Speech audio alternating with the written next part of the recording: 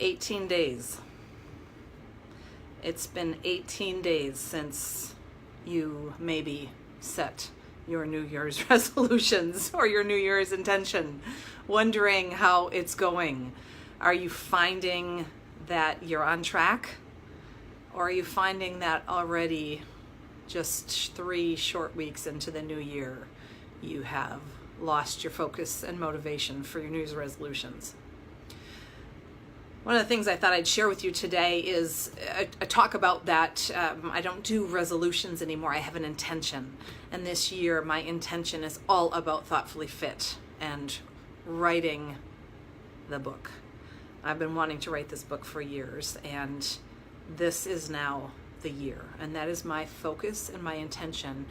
And everything that I'm doing, I'm putting through the lens of, does this get me closer to that or not? Secondary intention is to really work on my platform skills so that I can deliver an engaging, meaningful, inspiring, powerful keynote. And I'm not good at keynotes. I'm a good trainer. I'm a good facilitator and workshop presenter and teacher. And a keynote is a whole different beast. And so I'm really working on improving my platform skills. And so some of the things I'm doing, I thought I'd share with you today to try to set myself up for success on honoring this intention is I have blocks of time every day that are just for writing and research for my Thoughtfully Fit book. I have hired a company, a phenomenal group called the Fifth Semester, and we had a couple-day writing retreat with them this fall, and now we're meeting with them every other week for accountability check-ins.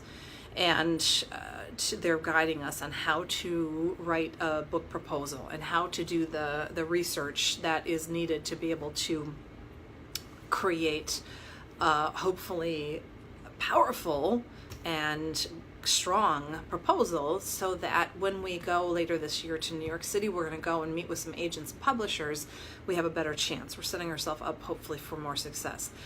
The book proposal in and of itself is really intense. And so we've been working for the last couple of months on outlining the overview. What is the arc of the book? What's the fall line? For those of you who watched my video recently talking about the fall line, or for those of you who get my weekly Thoughtfully Fit tips, if you don't, you can sign up and get them each week, some inspiration. I talk about the fall line of your year. So what's the fall line of this book? What's the main point, the promise, the takeaway?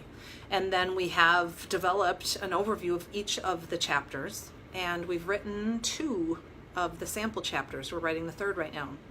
And then we're in the process right now of creating the sections about the author, the marketing section, and the comparables.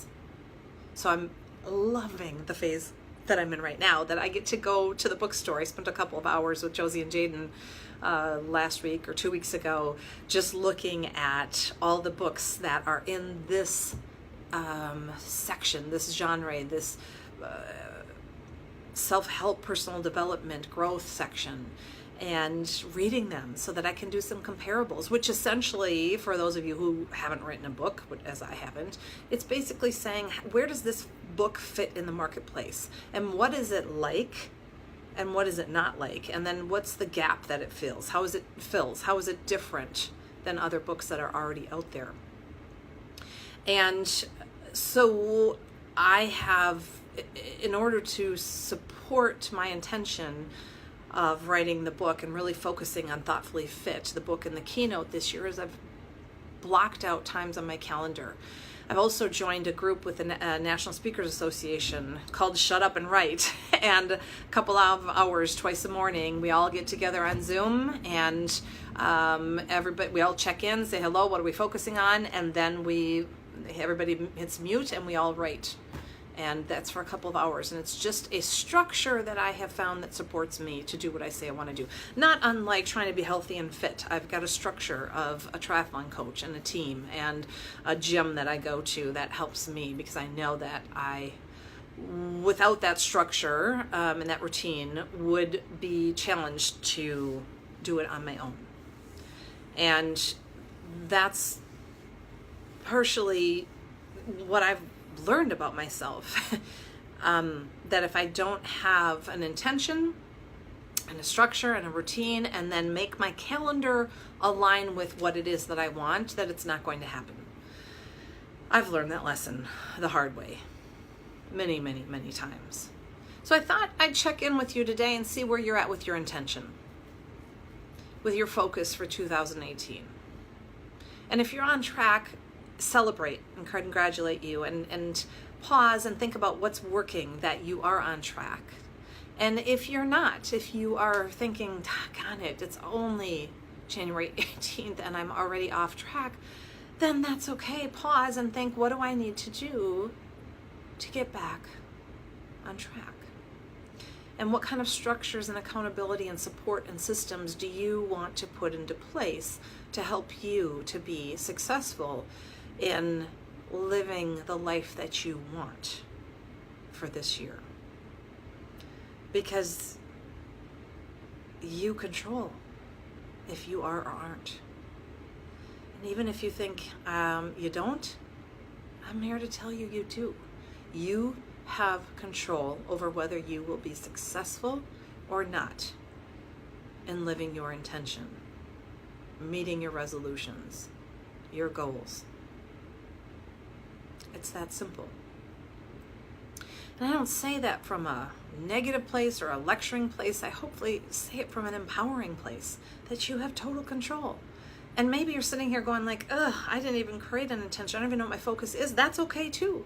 Maybe you don't need one. Or maybe you say, I'm gonna create one. You start where you are right now. What's most important to you? What do you value?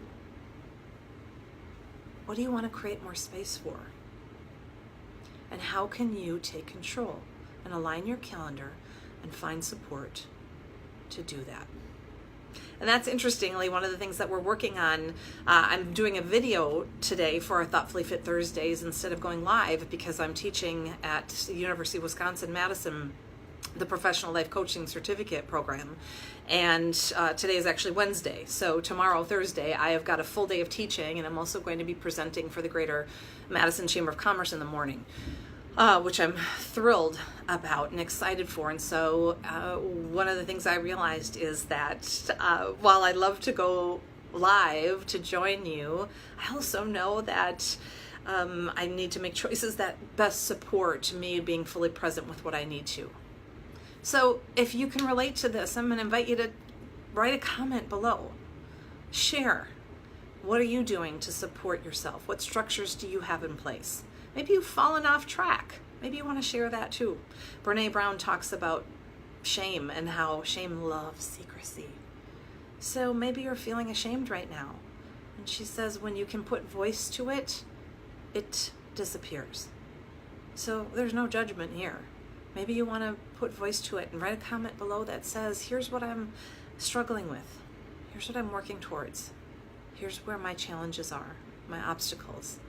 Or you want to celebrate your successes. Or maybe you want to share with us some structures that you've put into place. I've shared a couple with you that have helped me, and I'm always learning from clients and colleagues and friends their ideas. So I encourage you to jot down if there's something that you're doing that has supported you, or maybe you've learned the hard way, to put it in the comments. And regardless of where you are, what progress you've made or haven't made, just know that who you are today and where you are is exactly where you are. There's no judgment, and you get to decide where you go from here, in the next moment, and the next day, and the next year. And I'm here to support you on that. So let me know how I can support you fully. Thanks so much for joining me. We'll see you next week for Thoughtfully Fit Thursdays. I'm Darcy Loma, and I love, love, love that you join me here every week.